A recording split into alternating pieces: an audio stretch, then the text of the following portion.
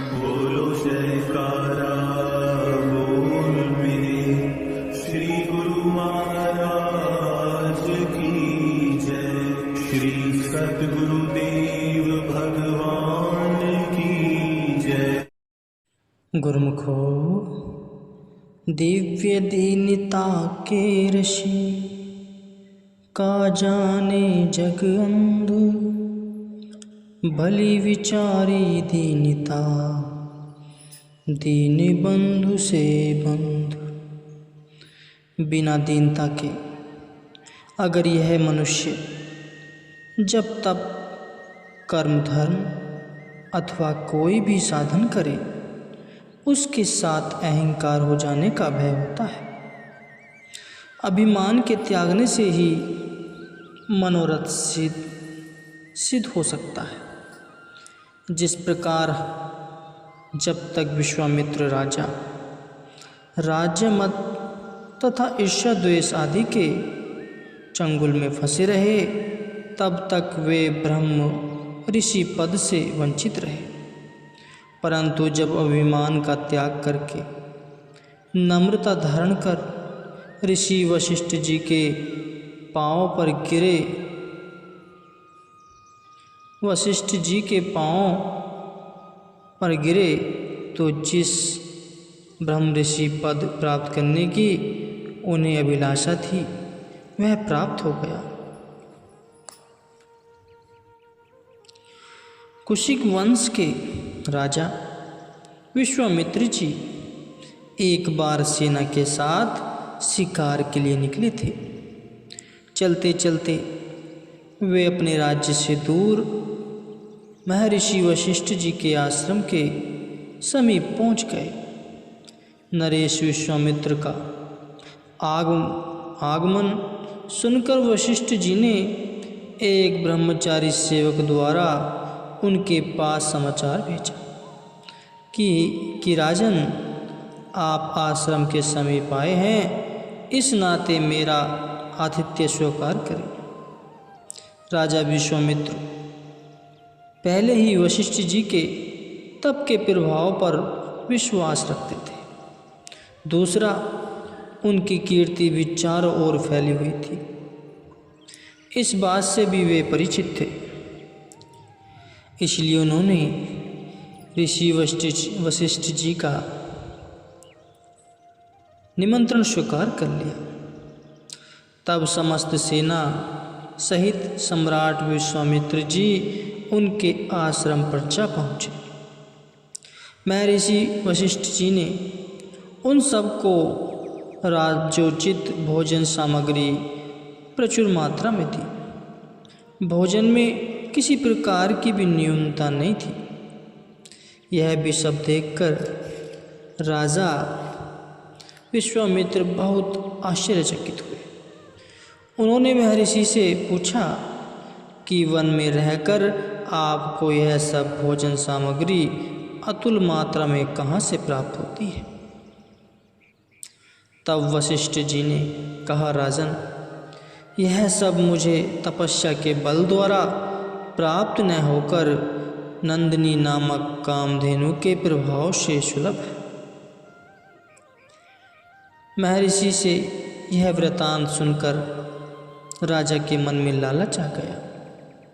जब वह आश्रम से अपने राज्य की ओर जाने लगे तो उन्होंने वशिष्ठ जी से कहा कि महर्षि, आप मुझे यह गाय दे दें।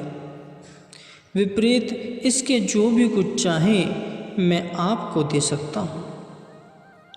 तब ऋषि जी ने कहा, राजन, ब्राह्मण गो विक्रय नहीं करता, ब्राह्मण गाय नहीं बेचता, इसलिए मैं आपको यह गाय देने में असमर्थ हूँ। यह सुनकर राजमद में चूर हुए विश्वामित्र उग्र प्रभाव होने के कारण उत्तेजित हो गए और उन्होंने सैनिकों को आज्ञा दी कि इस गाय को बलपूर्वक ले चलो। परंतु यह नंदिनी कोई साधारण गाय तो नहीं थी। कि जैसे सैनिक बलपूर्वक खींच कर ले जाते। जब सैनिकों ने उसे हाथ लगाया ही तो गाय की हुंकार मात्र से तत्क्षण वहाँ शत योद्धा उत्पन्न हो गए, जिन्होंने कि विश्वामित्र के समस्त सैनिकों को मार भगाया। तब विश्वामित्र जी ने स्वयं वशिष्ठ जी पर आक्रमण किया। उस समय महर्षि जी कुश का ब्राह्मण दंड हाथ में लिए शांतिचित हो स्थिर बैठे रहे। विश्वामित्र जी के साधारण तथा दिव्य अस्त्र शस्त्र भी इस ब्रह्मदंड से टकराकर नष्ट भ्रष्ट हो गए। इस प्रकार वे परास्त होकर उस समय तो लौट आए। तत्पश्चात कठोर तपस्या करके विश्वामित्र जी ने दिव्य शस्त्र प्राप्त किए तथा नवीन शक्ति संपन्न हो महर्षि वशिष्ठ जी पर पुनः आक्रमण किया, परंतु वे दिव्य शस्त्र भी वशिष्ठ जी के ब्रह्मदंड से छूटकर टूट जाते। इस प्रकार स्वयं को श्रीहीन होता देख विश्वामित्र जी ने सोचा कि ब्रह्मदल ही श्रेष्ठ है, जिसको पाकर वशिष्ठ जी मुझसे भी अधिक पराक्रमी है। मैं इनको किसी प्रकार अथवा किसी युक्ति द्वारा भी मार सकने में समर्थ नहीं हो सकता। क्षत्रिय की शक्ति ब्रह्म बल के धनी महर्षि का कुछ भी नहीं बिगाड़ सकती। यह सोचकर कि क्षत्रिय बल ब्रह्म तेजो बलम बलम धिंग बलम क्षत्रिय बलम ब्रह्म तेजो बलम बलम, उन्होंने राजपाट का त्याग कर दिया और तपस्या में लीन हो गए। सैकड़ों वर्ष इन्हें तपस्या करते हुए बीत गई, यहाँ तक कि उनकी उम्र तपस्या से इंद्रासन भी डोलने लगा। स्वर्ग के राजा इंद्र को इस बात का मन में आतंक होने लगा कि कहीं विश्वामित्र मेरा आसन न छीन ले। यह सोचकर उन्होंने कुशिक नरेश की तपस्या खंडित करने के लिए स्वर्ग से मेनका अप्सरा को भेजा कि तुम जाकर विश्वामित्र को मोहित कर उनकी तपस्या को खंडित कर दो। देवराज की आज्ञा पाकर मेनका विश्वामित्र जी के पास और उन्हें अपने हाव भाव द्वारा मुग्ध करने लगी। अंतः मेनका की मुग्ध क्रिया का वार विश्वामित्र जी के मन पर चल ही गया।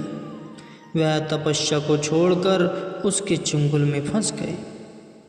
फल यह हुआ कि राजा दुष्यंत की पत्नी शकुंतला इनकी ही पुत्री थी। तपस्या करने के बीच में उन्हें एक बार ब्रह्मा जी के दर्शन भी हुए थे। उन्होंने विश्वामित्र जी को यह वरदान दिया कि हम तुम्हारी तपस्या से अति प्रसन्न हैं। महर्षि वशिष्ठ जी के स्वीकार करते ही तुम ब्रह्म ऋषि बन जाओगे। किंतु विश्वामित्र जी के लिए महर्षि वशिष्ठ जी से प्रार्थना करना अति अपमानजनक विषय था। दैवात जब कभी वशिष्ठ जी इनका मिलाप हो जाता तो इन्हें राजश्री विश्वामित्र कहकर ही पुकारते थे।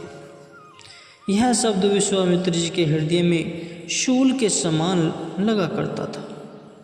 अतः यह है सदैव वशिष्ठ जी का अहित करने की ताक में रहते थे।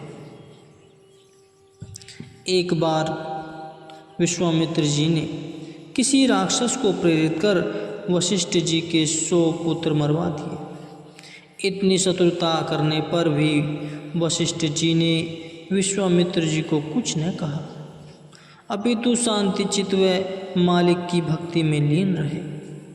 उनके पुत्रों को मरवाकर भी अभी विश्वामित्र जी का हृदय भरा नहीं था। स्वयं भी वशिष्ठ जी को अपमानित करने का सदैव अवसर खोजते रहते थे। उनका हृदय वैर तथा हिंसा की प्रबल भावना से पूर्ण हो चुका था। उन्होंने अपनी तरफ से कुछ घोर कसर न उठाए रखी थी। अंतः स्वयं एक दिन अस्त्र शस्त्र से सुसज्जित होकर रात्रि में छिपकर वशिष्ठ जी को मारने हेतु निकले, क्योंकि दिन में तो कई बार आक्रमण करके भी इन्हें मुँह की खानी पड़ी थी। चांदनी रात्रि थी, सब और विमल चंद्रमा की किरणें अमृत बरसा रही थी।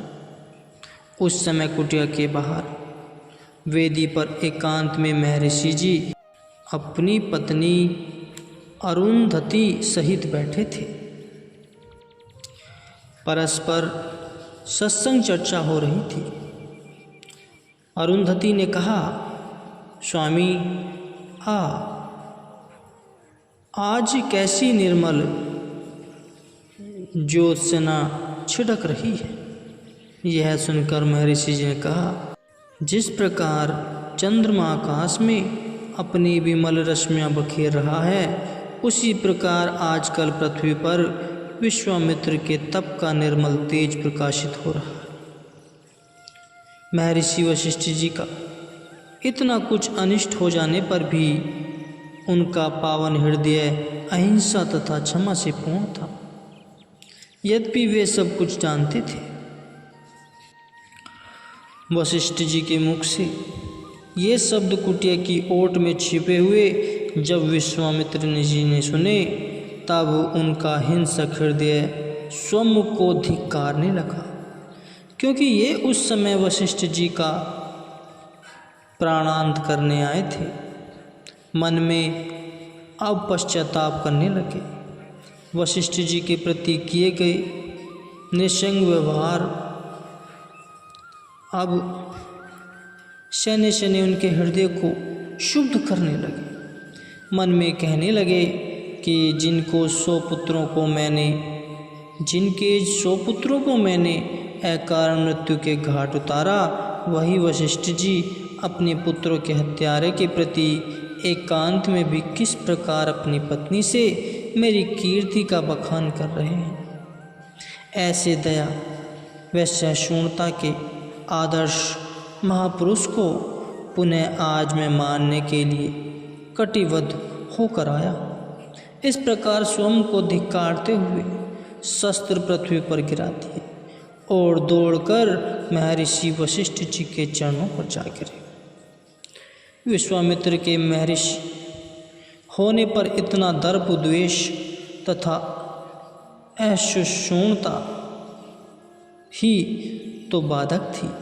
आज वह मनोमालिन्य दूर हो गया, जिसको इनका अंतःकरण परिष्कृत होकर अहिंसक बना गया।